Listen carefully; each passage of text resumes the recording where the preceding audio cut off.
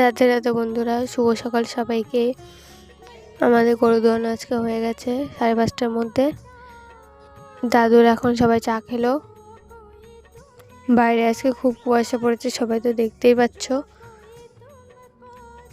তো এখন মা গরু খেতে দিচ্ছে, সবাইকে প্রায় খেতে দেওয়া হয়ে গেছে, আর অল্প কটা গরু বাকি আছে, ওদের খেতে দেবে।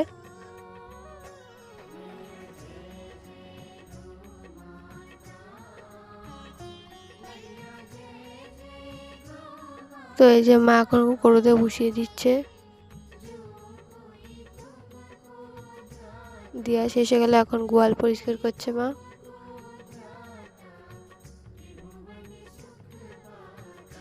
পরে এর আগের গোয়ালটা পরিষ্কার করা হয়ে গেছে, বাছুরদেরও খাওয়া হয়ে গেছে। এই গোয়ালেও গোবর পরিষ্কার করা হয়ে গেছে।